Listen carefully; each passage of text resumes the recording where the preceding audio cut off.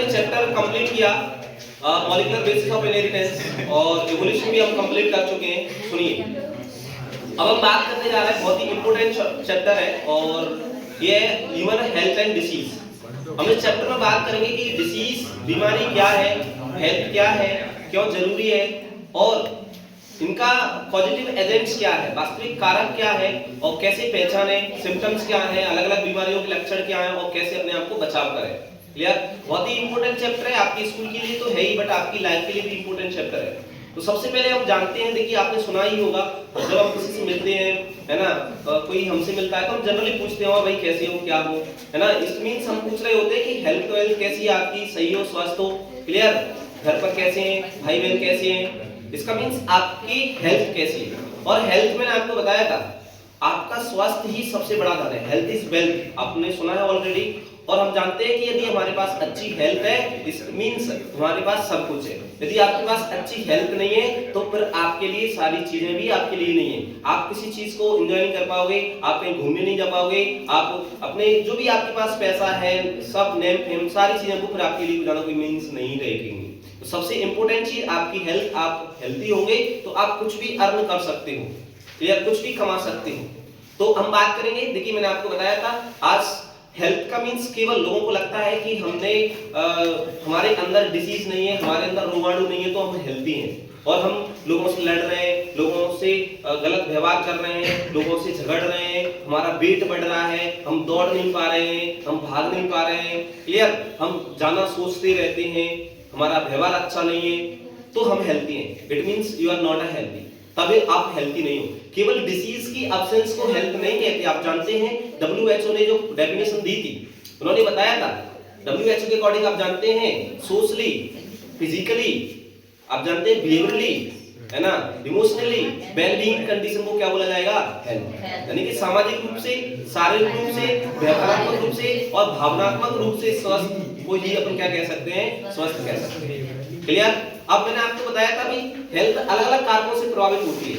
आप जानते हैं हमारे अंदर आप बहुत सारी डिसीज आप जानते हैं लाइफस्टाइल डिसऑर्डर होते हैं। लाइफस्टाइल डिसऑर्डर जो हमारे लाइफस्टाइल, हमारा वो हाइजीन हो, हमने प्रॉपर हाइजीन का ध्यान नहीं रखा, साफ सफाई का ध्यान नहीं रखा, उसके कारण हम बीमार हो सकते हैं। हम वेट बढ़ा लिया, हम ज्यादा खा रहे हैं, दौड़ नहीं रहे हैं, एक्सरसाइज नहीं कर रहे हैं, एक्टिव नहीं रह रहे हैं, तो हमारा वेट बढ़ गया और शुगर हो गया है, डायबिटीज हो गया है, हार्ट से रिलेटेड डिसीज हो गई है। तो ये डिसीज लाइफस्टाइल डिसऑर्डर मानी जाती है। आप हाइजीनिक का ध्यान नहीं रख रहे हैं, खाने का ध्यान नहीं रख रहे हैं और एक्सरसाइज का ध्यान नहीं रख रहे हैं। क्लियर? बहुत सारी डिसीज होती है जेनेटिक डिसऑर्डर। जेनेटिक डिसऑर्डर ऐसे होते हैं जो बच्चे में बाय बर्थ आते हैं, उसके पेरेंट्स से आते हैं। क्लियर? तो इनको अपन जेनेटिक डिसऑर्डर कह रहे हैं। जैसे आपने पढ़ा था haemophilia, Down syndrome, sickle cell anaemia, है ना, these are all are the genetic disorder. तीसरे होते हैं आप इन्फेक्शनस डिसीज। इन्फेक्शनस डिसीज यानी कि संक्रामक रोग। हम कभी ना कभी संक्रामक रोगों से पीड़ित रहे हैं। आप जानते हैं संक्रामक रोगों में हम बात करें तो चाहे वो कॉमन कोल्ड हो गया, जुकाम हो गया, HIV एड्स हो गया, क्लियर, TB हो गया, टाइफाइड हो गया, ये संक्रामक रोग है। मींस ये एजेंट्स के थ्रू, या हम कह सकते हैं जो इनको अपन कह सकते हैं कि ये डिफरेंट टाइप के बायोलॉजिकल एजेंट्स के थ्रू हमारे अंदर एंटर हो रहे हैं और हम इनसे पीड़ित हो रहे हैं। क्लियर? तो हम बात करेंगे डिसीज की क्या है। आप जानते हैं कि सामान्य अवस्था में हम जो एक व्यक्ति है वो अपना अच्छे से परफॉर्मेंस कर पाता है जब वो स्वस्थ होगा, तो ज्यादा काम करेगा, है ना, उत्पादकता ज्यादा होगी, ज्यादा पैसा आएगा और अपने सेहत पे ध्यान दे पाएगा। लेकिन जब पर्सन बीमार हो गया, आप जानते हैं जब किसी व्यक्ति की कोई भी अंग या तंत्र जो प्रॉपर कार्य नहीं कर पा रहे हो और कोई लक्षण उसके अंदर आ रहे हैं, तब उस कंडीशन को हम क्या कहते हैं? बीमार, है ना, डिसीज कहते हैं। और डिसीज आप जानते हैं जब व्यक्ति बीमार होता है तो वो अपने काम पर नहीं जा पाएगा, प्रोडक्टिविटी घट जाएगी, फाइनेंशियली कमजोर हो जाएगा और फिर वो अपनी सेहत पर सब्जियां, फल, फ्रूट्स या सारी चीजों का ध्यान नहीं रख पाएगा और उसका बहुत सारा पैसा जो मेडिसिन में जाता रहेगा। तो आपने देखा जरूरी क्या है, किसी भी, मैंने बताया था, परिवार के लिए, घर के लिए, कंट्री के लिए, आपको लगता है कि हमारी सरकार जो हॉस्पिटल बनाती है, क्लिनिक्स निकालती है, ये क्यों करती है सरकार ऐसा? है ना, हम लोगों को अवेयर रखने के लिए, जागरूक रखने के लिए ध्यान रखती है। हमसे बोलती है कि भाई आप फास्ट फूड ना खाओ, अपनी हेल्थ पे ध्यान दो। क्लियर? क्यों? सरकार को क्या फायदा भाई? सरकार को फायदा है, सरकार को फायदा ये है कि यदि हम सरकार की जो कंट्री के जो लोग हैं, क्लियर, जिस देश के घर के लोग जो स्वस्थ रहेंगे तो वो काम करेंगे तो उन पर पैसा आएगा तो चीजें खरीदेंगे। आपने मोबाइल खरीदा, शर्ट खरीदी, जो भी चीज आप खरीदते हैं सब पर टैक्स जाता है, वो सरकार के पास पहुंचता है, क्लियर? और लोग ही बीमार रहेंगे तो हम चीजें नहीं खरीद पाएंगे, टैक्स नहीं जमा पाएगा, और आप जानते हैं सरकार भी हमको सुविधा उपलब्ध नहीं करा पाएगी। सरकार जो सुविधा आपको फैसिलिटीज अवेलेबल करा पाती है वो हमारे पैसों से ही करा पाती है, क्लियर? उसके लिए हम सब पे कर रहे होते हैं, ओके? इसके बाद मैंने आपको बताया था डिसीज यहाँ पर मुख्य रूप से 2 प्रकार की आपकी किताब में दी हुई, संक्रमक और असंक्रमक, इन्फेक्शनस और नॉन इन्फेक्शनस। अब जानते हैं संक्रमक बीमारियां वो बीमारियां होती हैं जो एक पीड़ित व्यक्ति से स्वस्थ व्यक्ति तक पहुंच जाती हैं, इसको अपन क्या कहते हैं? संक्रमक बीमारी कहते हैं। संक्रमक बीमारियों में सबसे जो फैटल डिसीज है वो है एड्स, और असंक्रमक ऐसी बीमारियां जो एक व्यक्ति से दूसरे व्यक्ति में नहीं फैलती हैं और इनको असंक्रमक कह रहे हैं। असंक्रमक में सबसे इंपॉर्टेंट और फैटल जो घातक है वो है AIDS, sorry cancer, clear? Cancer कह रहे हैं। तो ये आपने देखा।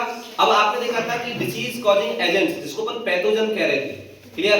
पैथोजेंस मैंने आपको बताया था, रोग उत्पन्न करने वाले कारकों को पैथोजेंस कह रहे हैं, रोग उत्पन्न करने वाले जीवों को अपन क्या कह रहे हैं? पैथोजेंस। अलग-अलग प्रकार के हो सकते हैं कारक, तो मैंने आपको बताया था, बायोलॉजिकल कारक हो सकते हैं, भौतिक कारक हो सकते हैं, फिजिकल कारक हो सकते हैं, केमिकल हो सकते हैं। आपने देखा, आपने कोई रसायन वगैरह खा पी लिया, उससे आप बीमार हो सकते हैं, पीड़ित हो सकते हैं, आपको कोई चोट लग जाएगी तब भी आप सही से चल नहीं पाओगे, ये आपका फिजिकल कारक हो गया।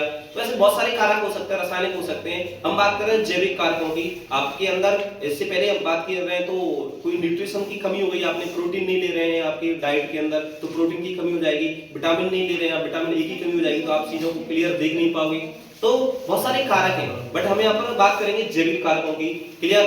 तो जैविक कारक में सबसे इंपॉर्टेंट है पैथोजेंस। पैथोजन क्या होते हैं? Disease causing microbes, disease causing organism are called pathogen. अब हम जानते हैं बीमारी करने के लिए वायरस रिस्पांसिबल हो सकते हैं, बैक्टीरिया जिम्मेदार है, कवक हो गए आपके, है ना, कृमि हो गए, क्लियर? अब प्रोटोजुअन्स हो गए, ये सभी हमको बीमार करते हैं।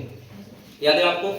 हमने पढ़ाया था, आपको ने जाना कि भाई जो माइक्रोब्स होते हैं, आपको लगता है अभी आपने देखा कोविड वायरस को आप जानते हैं, कोविड वायरस में एक छोटा सा वायरस जो हम देख नहीं सकते उसने पूरी दुनिया को हिला दिया था, है ना, बंद कर दिया था, लॉकडाउन लग गया था, लोगों के काम बंद हो गए थे, सारे चीजें स्टॉप हो गई थी, क्लियर? ऐसा लग रहा था कि दुनिया ही चलना बंद हो गई है, क्लियर? हम जानते हैं कि हमारे हाथों पर, हम जिस घर में रहते हैं, हमारे कपड़ों पर बहुत सारे माइक्रोब्स हमारे आसपास होते हैं, तो ये हमको दिखाई नहीं देते, इसलिए आप जो भी चीजें स्पेशली खाने पीने की चीजें जो होती हैं उनको हमको अच्छे से ध्यान रखना चाहिए होता है। इसके बाद हम बात करें सबसे पहले डिसीज की, तो 2 टाइप की डिसीज यहाँ पर बांटा गया अलग अलग कैटेगरी में। तो हम बात कर रहे हैं बैक्टीरियल डिसीज। बैक्टीरियल माने जीवाणु से होने वाली बीमारियां। तो इसमें मुख्य रूप से जो डिसीज दी है आपकी बुक्स में वो है टाइफाइड। टाइफाइड आप जानते हैं साल्मोनेला टाइफी नामक बैक्टीरिया से होती है, इसका एक पैथोजन हो गया। और इसका प्रभावित अंग कौन होता है? Small intestine, clear? Small intestine इसका प्रभावित अंग हो गया। और आप जानते हैं ये एंटर कैसे करता है, संक्रमण कैसे हमारे अंदर हो रहा है, इसका संचरण कैसे हो रहा है, ट्रांसमिशन आपने देखा था, कंटामिनेटेड वाटर एंड फूड, है ना, संदूषित भोजन और पानी। तो आप जानते हैं स्पेशली पानी जो हम पी रहे हैं वो बहुत इंपॉर्टेंट है। मैंने आपको बताया था यदि आप स्वस्थ रहना चाहते हैं तो इस बात का ध्यान रखना चाहिए कि हम क्या पी रहे हैं और क्या खा रहे हैं। आपने इस दोनों चीजों पर ध्यान रखा तो आप 90% बीमारियों को कंट्रोल में कर सकते हैं। तो आपने देखा इसका जो सिम्टम्स मैंने आपको बताया, लक्षण, इसको अपन टाइफाइड को आपको याद होना चाहिए, टाइफाइड को अपन मोती झरा भी बोलते हैं लोकल में।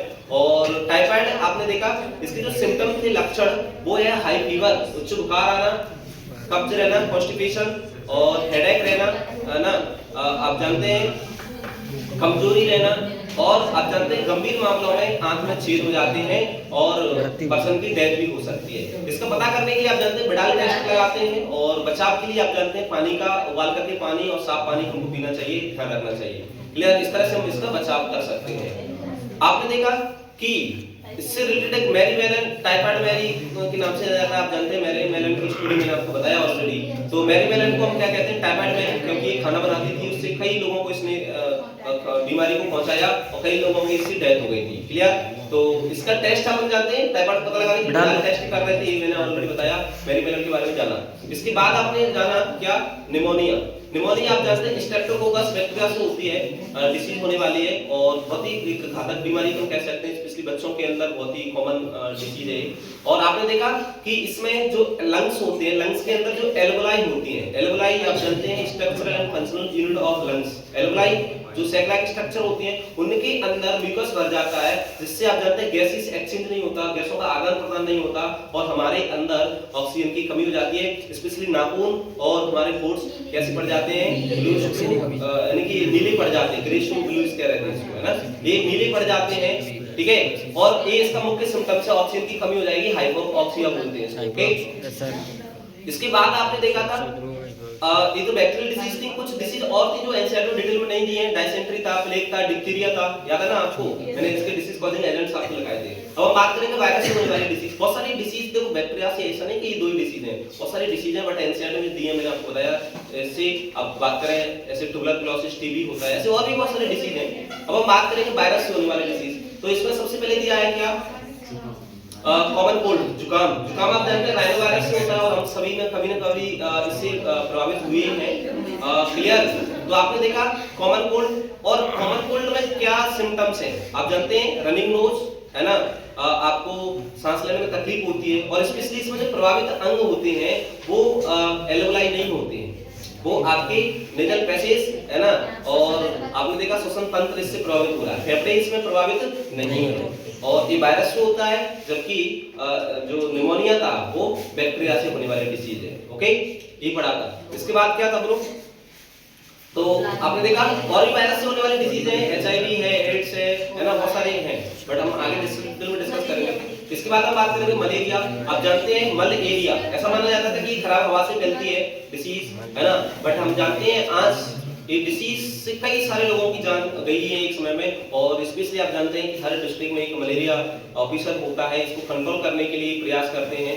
तो मलेरिया आप जानते हैं प्रोटोजोन से होने वाली डिसीज है, और स्पेशली इसमें प्रोटोजोन का नाम है प्लाज्मोडियम, प्लाज्मोडियम से होने वाली डिसीज है। इसका जो वेक्टर है, वाहक है, वो कौन है, मच्छर, फीमेल एनाफिलिस मॉस्किटो इसका वाहक है, क्लियर।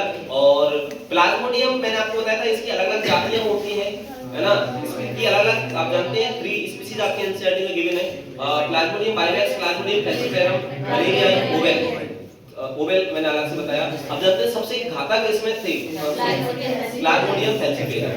आप जानते हैं जब मच्छर हमको काटता है तो उसकी सलाइवा में एक प्लाज्मोडियम रहते हैं, और जो हमको काटता है तो वो मच्छर हमारे अंदर अपनी सलाइवा को मिला देता है, लार को मिला देता है, क्लियर, ताकि हमारा रक्त उसकी माउथ के अंदर जम ना जाए, तो वो अपनी लार को मिला देता है, और जब वो लार को मिलाता है तो उसकी लार में कौन बैठे रहते हैं, प्लाज्मोडियम, वो प्लाज्मोडियम हमारे अंदर आ जाते हैं, और प्लाज्मोडियम सबसे पहले कहां पर जाएंगे, लिवर पर, देन कहां जाएंगे, आरबीसी पर, लिवर के अंदर अपनी नंबर बढ़ाते हैं, मल्टीप्लिकेशन द्वारा नंबर बढ़ाएंगे, वहां से निकलकर उन सेल को डैमेज करेंगे, उनसे निकलकर आरबीसी को डैमेज करते हैं, और आरबीसी बस्ट होती है तो आरबीसी एक केमिकल निकलेगा हीमोजॉइन, और हीमोजॉइन एक टॉक्सिक केमिकल होता है, जहरीला होता है, विषैला होता है, ऐसे कह सकते हैं, और ये ही आप जानते हैं रिस्पांसिबल होता है हाई फीवर एंड चिल, सर्दी और बुखार के लिए जिम्मेदार कौन है, हीमोजॉइन।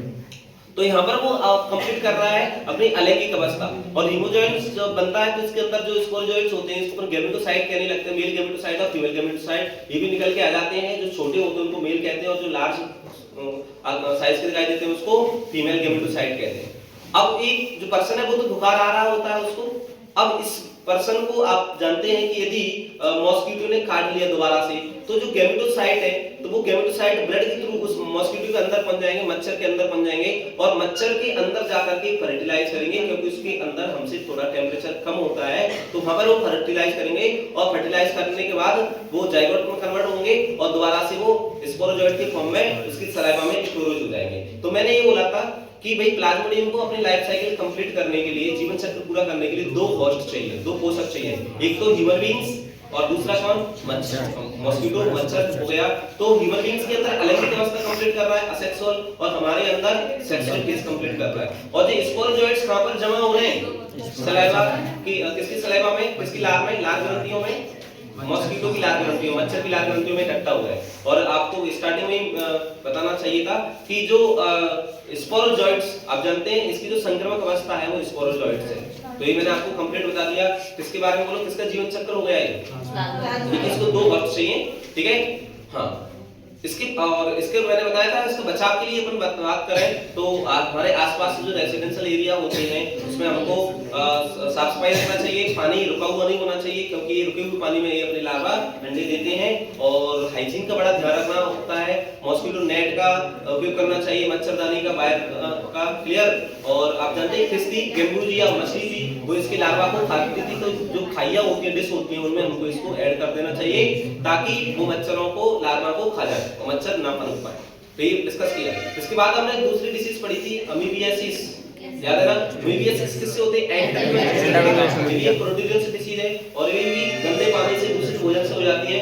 और इसमें आप जानते हैं प्रभावित अंग क्या था? Large intestine. और इस आप जानते हैं मल के साथ म्यूकस आता है, ब्लड आता है, ये इसके मेन सिम्पटम्स थे। और इसका मैकेनिकल कैरियर कौन था? हाउस फ्लाई, घरेलू मक्खियां। मैंने बताया था गंदगी पर मक्खियां बैठती हैं, वो गंदगी को लेके आती हैं, हमारे हाथों में आ जाती हैं, हमारे खाने पीने की चीजों से के माध्यम से हमारे अंदर भी ये पहुंच सकती हैं। तो स्पेशली पानी का बहुत बड़ा ध्यान रखना चाहिए हमको, है ना? और सब्जियों का, फलों का धुल करके हमको जरूरी उनको खाना चाहिए, क्लियर? तो ये मैंने आपको बताया था। इसके बाद हमने देखा था ये हो गया, इसके सिम्पटम्स हमने देखिए। इसके बाद आपने पढ़ा था एस्कैरियासिस। एस्कैरियासिस आप जानते हैं एस्केरिस्टा डिसीज करता है। ये एस्कैरियासिस से राउंड वॉर्म होते हैं और ये हमारे इंटेस्टाइन में डिपॉजिट हो जाते हैं, इंटेस्टाइन को ब्लॉक कर देते हैं, ब्लीडिंग होने लगती है, क्लियर? और आपने देखा कि जो हमारी आंत होती है ना उसको ब्लॉक कर देते हैं, क्लियर? भूख नहीं लगेगी, आप जानते हैं, और पेन रहता है, दर्द रहता है, ये इसके। और ये भी आपने देखा दूषित भोजन, दूषित पानी द्वारा हो रहे हैं। इसके बाद आपने बात की थी भाई एलिफेंटाइटिस या हाथी पांव बीमारी। ये आप जानते हैं बुचेरिया से होते हैं, बुचेरिया ब्रोंकाइटिस। और इसमें आपकी लार्ज जो ब्लड हमारे जो लिम्फेटिक वेसल्स होती है वो प्रभावित होती हैं, संचरित अंग आपके रक्त वाहिका है, और जेनिटल ऑर्गन्स, जननांग भी इससे प्रभावित होते हैं। इसमें आप जानते हैं कि आपके जो पैर होते हैं वो स्वेल कर जाते हैं और हाथी जैसे दिखने लगते हैं, ये मैंने आपको बताया। इसके बाद आपने देखा फंजाई से होने वाली डिसीज थी, जिसको अपन दाग कह रहे थे, रिंगवॉर्म कह रहे थे, और स्पेशली डी फंजाई थी कौन-कौन सी? माइक्रोस्पोरम, ये जीनस थे फंजाई के, और ये हमें डिसीज करने की रिस्पांसिबल है। और आपने देखा इसमें भी इचिंग होती है ना? इसमें मैंने आपको बताया था स्पेशली हमारे स्किन की हम केयर करना चाहिए, है ना? अच्छे से जो ऑयली कोटिंग करना चाहिए खाने के बाद, है ना? तो इस तरह से जो आपका रिंगवॉर्म वगैरह है इनको हम कंट्रोल में कर सकते हैं। दूसरी बात आपने देखा जो पसीना वगैरह आता है, आपने कोई मेहनत वर्कआउट करके है तो अच्छे से हमको ध्यान लेना चाहिए, क्लियर? और ये मॉइस्चर यानी कि नमी पर ये ज्यादातर फंजाई ग्रो करता है, ठीक है? ये सारी बात की थी। इसके बाद हमने इनका कैसे कंट्रोल करें, तो सभी डिसीज में आप जानते हैं हाइजीन का बड़ा ध्यान है, साफ सफाई का ध्यान रखना चाहिए, पानी का ध्यान रखना चाहिए, है ना? आपको बताया था जो वाटरबॉर्न डिसीज थी गंदे पानी से, तो टाइफाइड हो रहा था, अमीबियासिस है, एस्कैरियासिस है। एयरबॉर्न डिसीज वायु से कौन-कौन सी हो रही थी? निमोनिया और कॉमन कोल्ड, क्लियर? एक किससे? हवा से। और आपने देखा वेक्टर-बॉर्न में कौन था? वेक्टर-बॉर्न में मलेरिया हो गया, फाइलेरिया हो गया, यानी कि एलिफेंटाइटिस कह रहे थे, ये इनके लिए मॉस्किटो रिस्पांसिबल होते हैं या वेक्टर्स रिस्पांसिबल होते हैं, क्लियर? ये हमने देखा था। इसके बाद हम बात करेंगे, तो ये तो हमने पढ़ा था डिसीज के बारे में। इसके बाद आपको पढ़ाया था इम्यूनिटी, प्रतिरक्षा। देखिए हम बात करेंगे इम्यूनिटी। आप जानते हैं प्रतिरक्षा बहुत ही इंपॉर्टेंट है, हमारे शरीर के अंदर एक क्षमता होती है जो हमको बीमारियों से बचाती है। ऐसा नहीं कि हमारे आसपास रोगाणु नहीं है, हमारे आसपास विभिन्न प्रकार के रोगाणु रहते हैं, लेकिन क्या हमको सभी संक्रमण बना रहे हैं? क्या हमको सभी बीमार बना रहे हैं? क्या नहीं। तो हमारे आसपास विभिन्न प्रकार के रोगाणु उपलब्ध हैं, लेकिन वो हमको सभी बीमार नहीं बना पा रहे हैं, क्योंकि हमारे अंदर एक क्षमता है, इसी प्रतिरक्षा क्षमता कहते हैं, इम्यूनिटी कहते हैं, क्लियर? जो हमको रोगों से बचाती है। तो मैंने आपको डेफिनेशन बताई थी कि शरीर की रोगों से लड़ने की क्षमता जो कि प्रतिरक्षा तंत्र द्वारा प्रदान की जाती है, क्या कहलाती है? इम्यूनिटी कहलाती है। इम्यूनिटी टू टाइप की होती है, एक इनेट इम्यूनिटी यानी कि जन्मजात प्रतिरक्षा और एक उपार्जित प्रतिरक्षा। जन्मजात प्रतिरक्षा हमको जन्म से आती है और एक विभिन्न प्रकार के बैरियर द्वारा उपलब्ध कराई जाती है। जन्मजात प्रतिरक्षा अविशिष्ट होती है, मींस सभी को रोकेगी, विशिष्ट नहीं है, और इसमें मेमोरी नहीं होती है। आपने देखा था इसमें विभिन्न प्रकार के बैरियर्स थी, आपकी त्वचा मुख्य बैरियर का काम करती है ना? आपने देखा physical barrier, cellular barrier, cytokinal barriers, याद है क्या? yes, आपके अंदर जो सेल्स हैं, आपके अंदर फिजियोलॉजिकल बैरियर, आपके अंदर जो एसिड भरा हुआ है, आपके अंदर लार है, सलाइवा है, उसके अंदर एंजाइम्स हैं, ना आपके अंदर WBC है, ये आपको बचाती हैं और ये बार बार पाएंगे। साइटोकाइनल बैरियर में मैंने आपको बताया था इंटरफेरॉन, बहुत ही इंपॉर्टेंट टॉपिक है आपके लिए इंटरफेरॉन। इंटरफेरॉन आप जानते हैं विषाणु संक्रमित कोशिकाओं से निकलने वाले विशिष्ट प्रोटीन होती हैं, ऐसी केमिकल्स होती हैं जो आगे संक्रमण को रोकती हैं। तो याद रखना इंटरफेरॉन कहां से निकलता है? विषाणु संक्रमित कोशिकाओं से निकलता है, ना कि जीवाणु संक्रमित कोशिकाओं से। ठीक है, तो ये बताया था आपको। इसके बाद आपने देखा था कि ये तो हो गया कौन से बैरियर, ये तो ये तो हो गए इन्नेट इम्यूनिटी, जन्मजात। अब बात करें उपार्जित प्रतिरक्षा। उपार्जित प्रतिरक्षा जन्म के बाद आती है। उपार्जित प्रतिरक्षा विशिष्ट होती है, मतलब किसी विशिष्ट के लिए ही होती है। जैसे आपने कोविड के लिए टीका लगवाया था, कोरोना के लिए लगवाया तो कोरोना डिसीज को रोकेगी। आपने HPV के लिए वैक्सीन लगवाई है तो HPV को रोकेगी। तो अलग एक विशिष्ट होती है। क्लियर? तो मैंने आपको बताया था अभी कि जो उपार्जित प्रतिरक्षा होती है, अब उपार्जित विशिष्ट होती है और इसमें मेमोरी होती है, याददाश्त होती है, याद रखना। और इसके कुछ साइड इफेक्ट भी हो सकते हैं। अब इसमें भी दो थी, उपार्जित में दो थी, आपको याद है ना, सक्रिय और निष्क्रिय, एक्टिव और पैसिव। सक्रिय उसको कहते हैं जब एंटीबॉडी का निर्माण हमारे शरीर के अंदर ही हो रहा होता है, तो सक्रिय प्रतिरक्षा, और जो बनी बनाई एंटीबॉडी दे रहे होते हैं तो निष्क्रिय, है ना, पैसिव। सक्रिय फिर दो प्रकार की थी, नेचुरल एक्टिव और आप जानते हैं आर्टिफिशियल। नेचुरल और आर्टिफिशियल। नेचुरल मैंने आपको बताया था कि आप जैसे संक्रमण, आप बैठे हो और आपको किसी रोग, किसी हवा के थ्रू आपके अंदर इन्फेक्शन चला गया तो आपके अंदर एंटीबॉडी बन जाएंगे, ये नेचुरल था। क्लियर? प्राकृतिक सक्रिय कर रहे थे। कृत्रिम सक्रिय यानी कि अपन बात करें कि आपको जानबूझ करके आपके अंदर रोगाणु डाल दिए गए हैं, जैसे कि वैक्सीन के अंदर डाल रहे थे। क्लियर? तो रोगाणु आपके अंदर डाले गए लेकिन जानबूझ करके डाले गए ताकि आपके अंदर एंटीबॉडी बन जाए। क्लियर? तो ये था पैसिव। पैसिव एक्टिव कह रहे थे इसको, सॉरी आर्टिफिशियल पैसिव क्या कह रहे थे, एक्टिव कह रहे थे। अब पैसिव की बात करें, बनी बनाई रेडीमेड। आप जानते हैं रेडीमेड जैसे मदर से ये नेचुरल पैसिव होता है, जैसे माता से बच्चे को दूध पिलाया जाता है तो उस मिल्क के अंदर आप जानते हैं बहुत सारी एंटीबॉडी होती है ना, स्पेशली IgA। तो एंटीबॉडी किसके अंदर बन रही है? मदर के शरीर के अंदर, और पहुंचा रहा है अपन बच्चे को। तो ये नेचुरल पैसिव हो गया। और आप जानते हैं इसी आपको कुछ वैक्सीन ऐसे वेनम, एंटी वेनम आप लगाना होता है, सांप वगैरह काट लेता है तो एंटी टिटनेस, ये आपका कैसा हो गया? आर्टिफिशियल पैसिव, है ना, कृत्रिम निष्क्रिय कहते हैं इसको। ओके, तो ये हमने डिस्कस किया था। इसके बाद हमने देखा था कि जो एंटीबॉडी के बारे में बताया था। आप जानते हैं कि एंटीबॉडी हमारे अंदर एक विशेष प्रकार की प्रोटीन की सेना है जो बी लक्षणों द्वारा उत्पन्न की जाती है। स्पेशली आपको डेफिनेशन लिखवाई थी, है ना। देखो, जब हमारे पास कोई इन्फेक्शन फर्स्ट टाइम आता है, फर्स्ट टाइम जो रिस्पांस हमारा शरीर या प्रतिरक्षा तंत्र करता है उसको प्राइमरी रिस्पांस कह रहे थे, और दूसरी बार रिस्पांस आता है वही इन्फेक्शन दोबारा आ गया तो उसको सेकेंडरी रिस्पांस या एनामिस्टिक रिस्पांस कहते थे। एंटीबॉडी के बारे में बताया था बी लक्षणों द्वारा हमारे पास दो प्रकार के लक्षणों होते हैं। लक्षणों क्या? तो भाई WBC हैं, बी लक्षणों और टी लक्षणों। क्लियर? आप जानते हैं बी लक्षणों को बी लक्षणों क्यों कह रहे हैं? क्योंकि बनती भी कहाँ है? अस्थि मज्जा में, और उनका परिपक्वन भी कहाँ हो रहा है? अस्थि मज्जा यानी बोन मैरो में। और टी लक्षणों को टी लक्षणों इसलिए कह रहे हैं कि बनती भी अस्थि मज्जा में है लेकिन परिपक्वन थाइमस में है। क्लियर? तो इसको अपन टी लक्षणों कह रहे हैं। ओके, अब यहाँ पर एंटीबॉडी बनाने में बनाती कौन है? बी लक्षणों। टी लक्षणों क्या करते हैं? उनकी मदद करते हैं एंटीबॉडी बनाने में, याद रखना। जो देखो जो बी लक्षणों होते हैं ना वो एंटीबॉडी बनाते हैं। एंटीबॉडी का डायग्राम मैंने आपको बताया था, बाइसेप्ट होता था और इसमें कितनी चेन होती थी? 4 चेन होती थी, 2 लाइट 2 हेली, है ना, 2 लाइट और 2 H2L2 कह रहे थे ना अपन। हाँ, और दोनों चेन आपस में जिसके थ्रू डाइसल्फाइड बॉन्ड द्वारा जुड़ी होती हैं, और ऊपर आप जानते हैं एंटीजन बाइंडिंग स्थल होते हैं, याद है? हाँ, तो ये आपने देखा था। हमारे अंदर विभिन्न प्रकार की एंटीबॉडियां जैसे IgA, IgM, IgE, specially IgE allergy की केसेस में बढ़ जाती है ना। और आपने देखा था टी लक्षणों एंटीबॉडी नहीं बनाती, टी लक्षणों एंटीबॉडी बनाने में मदद करती है। अब एंटीबॉडी आपने देखा था कि रक्त के अंदर डली हुई है एंटीबॉडी बन करके, तो इसको ह्यूमरल इम्यूनिटी कहते हैं। और विशेष प्रकार की सेल्स के अंदर है, यानी कि जो हमारे अंदर कुछ विशेष प्रकार की सेल होती हैं, वो सेल के हमारे सेल के अंदर यदि कोई संक्रमण होता है तो जो टी होती है किलर टी सेल्स वो आती हैं और उसको मार देती हैं, उसको बोलते हैं CMI, सेल मीडिएटेड इम्यूनिटी।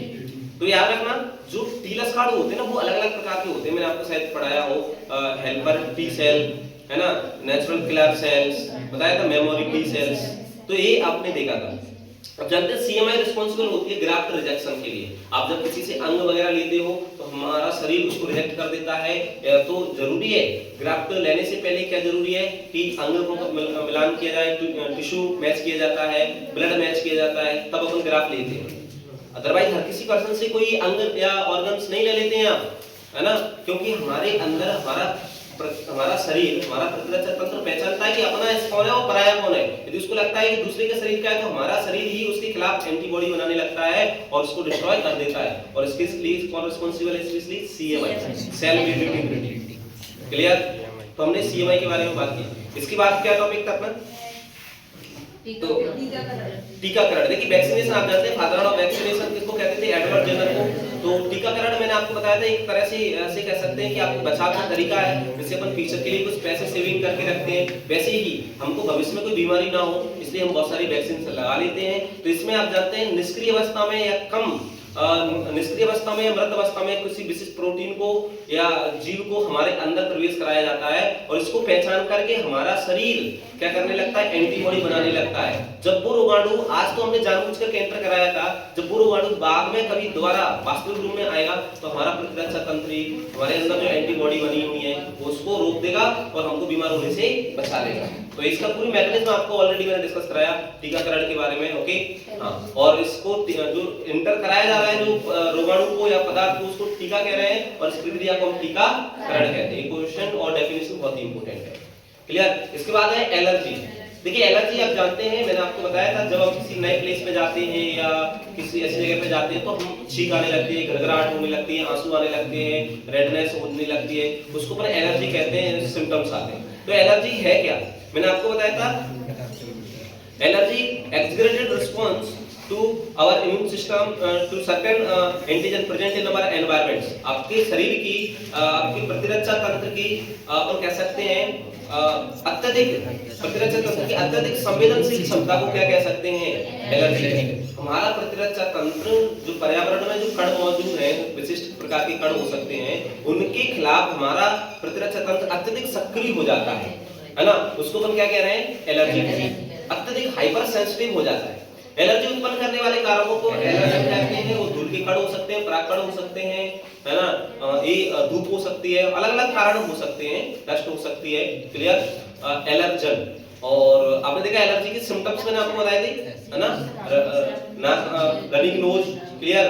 आप जानते हैं आंखों में आंसू आना, गड़गड़ाहट होना, पनीली आंखें, सांस लेने में डिफिकल्टी, ये हो सकते हैं। एलर्जी में एंटीबॉडी आईजीई बढ़ जाती है। कौन सी बोलो? आईजीई। और एक हेल्पर जो हमारी टी सेल जो मास्ट कोशिका होती थी, मास्ट कोशिकाओं को एक्टिव करती है। मास्ट कोशिका कौन सा केमिकल निकालती है? Histamine, serotonin. इससे आपकी ब्लड वेसल्स बढ़ जाएंगे, ब्लड प्रेशर कम हो जाएगा, सॉरी ब्लड वेसल्स डायलेट हो जाती हैं, ब्लड प्रेशर डाउन हो जाएगा, कम हो जाएगा, और इवन पर्सन की डेथ भी हो सकती है सीवियर केसेस में, याद रखना। इसका अपन इलाज करने के लिए, ट्रीटमेंट के लिए एंटीहिस्टामिन ड्रग्स दे रहे थे, याद है ना, एंटीहिस्टामिन स्टेरॉइड्स ड्रग्स दे रहे थे इलाज करने के लिए। ओके, तो ये मैंने आपको बताया था। स्पेशली जो बच्चे शहरों में रहते हैं उनको एलर्जी ज्यादा होती है, क्योंकि वो अपने पर्यावरण के या सराउंडिंग्स में कांटेक्ट में नहीं आए होते हैं, तो उनका बॉडी जो है वो अपने आसपास की चीजों से फेमिलियर नहीं होता है, उनको प्रोटेक्टेड एनवायरनमेंट मिला होता है, इसलिए उनके अंदर एलर्जी के सिम्टम्स या केसेस ज्यादा होते हैं। तो जरूरी है कि हमको अपनी प्रकृति के साथ में, नेचुरल चीजों के साथ में मिलजुल करके रहना चाहिए, ताकि हमारा शरीर भी इनसे फेमिलियर हो। इसके बाद आपने देखा था ऑटोइम्यून डिसीज। ऑटोइम्यून डिसीज आप जानते हैं, जब हमारा प्रतिरक्षा तंत्र हमारे ही अंगों के खिलाफ एंटीबॉडी बनाने लगता है, तब इसको ऑटोइम्यूनिटी कहते हैं। इसका एग्जांपल था रूमेटॉइड आर्थराइटिस, बहुत ही इंपॉर्टेंट चीज है ना, तो ये डेफिनेशन आप कर लेना। क्लियर? इसके बाद हाँ, आप जानते हैं इम्यून सिस्टम। अब इम्यून सिस्टम में आपने देखा अलग अलग अंगों से मिलकर बना होता है, हमारे पास अलग अलग तंत्र है, वैसे ही हमारे पास प्रतिरक्षा तंत्र है। इसमें आप जानते हैं लिम्फ नोड्स हैं, है ना, लिम्फोइड ऑर्गन्स हैं, है ना, तो बहुत सारे अंगों से कोशिकाओं से मिलकर के बना होता है। इसमें आपने देखा स्पेशली लिम्फोइड ऑर्गन की हम बात करेंगे। लिम्फोइड ऑर्गन्स दो टाइप के बताए थे आपको, प्राथमिक लिम्फोइड ऑर्गन, प्राथमिक लसिकाभंग और द्वितीयक लसिकाभंग। प्राथमिक लसिकाभंग कौन सी? जो प्राथमिक लसिकाभंग ऐसे अंग होते हैं जो क्या बनाते हैं, वो लोग लसिकाणु बनाते हैं और उनका क्या होता है? परिपक्व होता। उनको प्राथमिक कहते हैं। प्राथमिक लसिकाभंगों में अस्थिमज्जा और थाइमस। मुख्य लसिकाभंग है आपका अस्थिमज्जा, बोन मैरो, जो कि आपका आ चुका है। थाइमस मैंने बताया था कि पालिनुमा संरचना होती है जो हमारे जो चेस्ट बोन होती है, चेस्ट में हृदय के पास में स्थित होती है और ये धीरे-धीरे उम्र के साथ में धीरे-धीरे नष्ट होने लगती है और यही कारण है कि ओल्ड लोगों में जल्दी-जल्दी बीमारी आने लगती है क्योंकि थाइमस के अंदर टी लक्षणाणुओं का परिपक्वन होता है और यदि थाइमस नष्ट हो जाएगी तो टी लक्षणाणुओं का परिपक्वन नहीं होगा और व्यक्ति जो उसका प्रतिरक्षा तंत्र एक्टिव नहीं होगा, बी लक्षणाणुओं को सूचना नहीं जा पाएगी, बी लक्षणाणु एंटीबॉडी नहीं बना पाएंगे और पर्सन को पता नहीं चलेगा कि मेरे अंदर संक्रमण आ गया, वो लड़ नहीं पाएगा। तो ये क्वेश्चन आता है आपके लिए कि आपके शरीर से थाइमस को हटा दिया जाए तो क्या फर्क पड़ेगा। क्लियर? तो हम अच्छे से जानते हैं। ओके, इसके बाद आपने देखा द्वितीय लक्षणांग। द्वितीय लक्षणांग ऐसे अंग होते हैं जो लक्षणाणु बना नहीं रहे हैं और ना ही परिपक्व हो रहा है। यहाँ पर अपन ये कह सकते हैं कि ये जहाँ पर जो पैथोजन है उसके साथ एनकाउंटर हो रहा है, मतलब डायरेक्ट पैथोजन से रोगाणु से लड़ रहे होते हैं, ये वो स्थान होते हैं। तो आपने देखा इसमें कौन कौन से थे? द्वितीय लक्षणांग कौन से थे? अपेंडिक्स हो गया, आप जानते हैं, टॉन्सिल्स हो गया, पैर पैचेस हो गया और आप जानते हैं स्प्लीन हो गया। स्प्लीन को याद है ना आपको, ब्लड बैंक कह रहे थे। क्लियर? तो ये ब्लड बैंक कह रहे थे ना अपन स्प्लीन को। हाँ, तो ये सभी के सभी क्या थे बोलो? द्वितीय लक्षणांग। ओके, ये बहुत ही इंपॉर्टेंट टॉपिक था। अगला नेक्स्ट क्या है? एड्स। देखिए आप जानते हैं कि एड्स एक घातक बीमारी है और एड्स का पूरा नाम एक्वायर्ड इम्यूनोडेफिशिएंसी सिंड्रोम है और ये एचआईवी नामक वायरस से होती है। एचआईवी आप जानते हैं रेट्रोवायरस ग्रुप का मेंबर होता है क्योंकि इसमें आरएनए से डीएनए बनता है। इसका सबसे पहले पता 1981 में अमेरिका में लगाया था, 1986 में इंडिया में पता लगाया था। और आप जानते हैं इसके अंदर एचआईवी के अंदर अनुवांशिक पदार्थ आरएनए होता है और ये आप जानते हैं एसटीडी कहते हैं, ये यौन संचारित रोग है और ये शरीर की कोई भी द्रव से, चाहे वो रक्त हो, चाहे वो वीर्य हो, है ना, लार हो, इसके थ्रू एक व्यक्ति से दूसरे व्यक्ति में पहुंच सकती है। क्लियर? मैंने आपको बताया था सबसे पहले एचआईवी हमारे शरीर में एंटर करता है तो कौन सी सेल में पहुंचता है? मैक्रोफेजेस सेल, वृद्ध बच्चाणु कोशिकाएं। वृद्ध बच्चाणु कोशिकाएं आप जानते हैं एचआईवी फैक्ट्री के समान काम करती हैं। यहाँ पर क्या होता है कि आप जो इसके अंदर जो आरएनए था ना, आरएनए था, वो आरएनए से क्या बनता है? डीएनए बनेगा रिवर्स ट्रांसक्रिप्टेज एंजाइम की सहायता से। इसका डीएनए हमारे डीएनए के साथ जुड़ जाएगा और हमारा डीएनए क्या बनाएगा? इसके लिए नए-नए आरएनए बनाएगा। इसके आरएनए के साथ प्रोटीन्स की कवरिंग बन जाती है और जो नए वायरस बनके तैयार हो जाती हैं। तो हमारी कोशिकाएं या मैक्रोफेजेस कोशिकाएं एचआईवी फैक्ट्री के समान काम कर रही हैं और साथ ही साथ यहां से निकल करके दूसरी कोशिकाओं पे भी जाने लगता है। उसी सेल के अंदर संख्या बढ़ाता है और उसको बस्ट करके बाहर निकलेगा।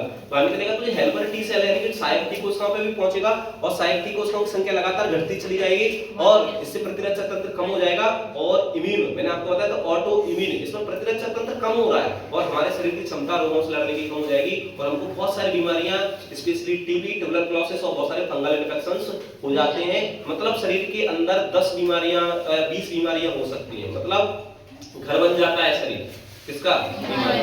इसका परीक्षण आप जानते थे एलिसा एंजाइम लिंक्ड इम्यूनोसॉर्बेंट ऐसे एलिसा के द्वारा कर रहे थे और बचाव के इलाज आप जानते ही हैं कि हमको जो ऐसे जो मल्टीपल सेक्सुअल पार्टनर के साथ सेक्सुअल एक्टिविटीज को अवॉइड करना चाहिए, ऑलवेज यूज कंडोम्स विद, है ना, उनको कंडोम्स का उपयोग करना चाहिए और रक्त लेने या देने से पहले उसको जांच कराना चाहिए। क्लियर? तो ये सारी चीजें मैंने आपको बता दी थी। इसके बाद क्या बताया था बोलो? तो एड्स हो गया। इसके बाद आपने कैंसर। कैंसर आप जानते हैं uncontrol growth of cells is called cancer. कोशिकाओं की अनियमित वृद्धि को कैंसर कहते हैं और कैंसर उत्पन्न करने वाले जीन को ऑन्कोजीन कहते हैं। कैंसर का अध्ययन ऑन्कोलॉजी कहलाता है। आप जानते हैं जब सेल्स अनकंट्रोल वृद्धि करते हैं तो इससे ट्यूमर बन जाते हैं, ट्यूमर्स गुच्छे बन जाते हैं कोशिकाओं के। दो प्रकार के बताए थे मैंने, ब्राइन ट्यूमर और मैलिग्नेंट ट्यूमर। ब्राइन ट्यूमर वो ट्यूमर्स होते हैं जो एक जगह पर ही रहते हैं और फैलते नहीं है, उनको ब्राइन ट्यूमर, और जो अपने स्थान से दूर दूर चले जाते हैं, फैल जाते हैं, उसको मैलिग्नेंट ट्यूमर कह रहे हैं। क्या कह रहे थे बोलो? मैलिग्नेंट ट्यूमर कह रहे थे। ब्राइन ट्यूमर कम घातक होते हैं, मैलिग्नेंट ट्यूमर अधिक घातक होते हैं। ये धीरे-धीरे वृद्धि करते हैं, जल्दी से वृद्धि करते हैं। क्लियर? हाँ, मैलिग्नेंट ट्यूमर की खास बात ये थी कि जो मैलिग्नेंट ट्यूमर है उनकी मेटास्टेसिस कह रहे थे उसको, याद है ना? मेटास्टेसिस बहुत ही इंपॉर्टेंट क्वेश्चन है। तो मैलिग्नेंट ट्यूमर की कुछ कोशिकाएं रक्त के द्वारा रक्त में गिर जाती हैं और रक्त के द्वारा शरीर के अलग-अलग हिस्सों में पहुंच जाती हैं और वहां पर नए-नए ट्यूमर बनाना प्रारंभ कर देती हैं। इसको हम मेटास्टेसिस कहते हैं और ये बहुत ही डरावना गुण है।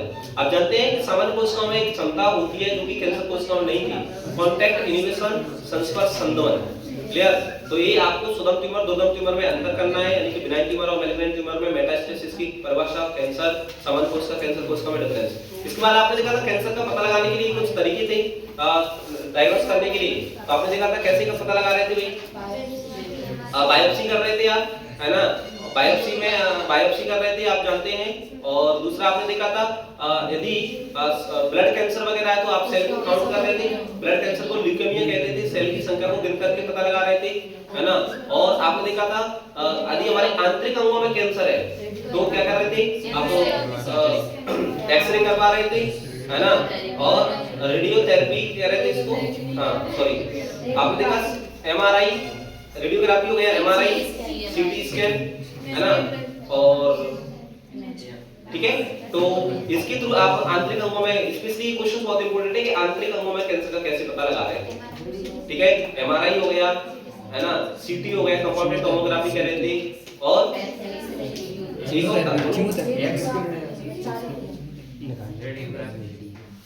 रेडियोग्राफी था, हाँ। तो ये क्वेश्चंस थे, क्लियर, बहुत इंपॉर्टेंट है। अब बात करेंगे इलाज। तो इलाज में आप जानते हैं मुख्य इलाज क्या है, सर्जरी। सर्जरी का मतलब आप जानते हैं कि जहां पर कैंसर है उसको काट करके अलग कर देते हैं, सर्जरी हो गया। दूसरा था कीमोथेरेपी, कुछ रसायन होते हैं उनके द्वारा। और तीसरा होता है रेडियोथेरेपी, यानी कि कुछ एक्स रेज वगैरह के द्वारा इनको कैंसर कोशिकाओं को डिस्ट्रॉय कर दिया जाता है, क्लियर। इम्यूनोथेरेपी आप जानते हैं अल्फा इंटरफेरॉन होते हैं जो हमारे इम्यून सिस्टम को बूस्ट कर देते हैं, ओके। तो यही मैंने आपको बताया था ताकि हमारा इम्यून सिस्टम उसको पहचान ले। और आज कैंसर के बहुत सारे कारण हैं, आप जानते हैं कैंसर उत्पन्न करने वाले कारकों को कैंसर जन कहते हैं। ये भौतिक हो सकते हैं, रासायनिक हो सकते हैं और जैविक कारक हो सकते हैं, बताया था आपको। चलिए, और क्या बताया था। इसके बाद आपके ड्रग्स है। तो देखिए ड्रग्स 3 टाइप के होते हैं, ओपियोइड्स, कैनाबिनॉइड्स, कोकाइनॉइड्स। ज्यादातर ड्रग्स फ्लावरिंग प्लांट्स से कुछ भी पाथवे से प्राप्त किए जाते हैं।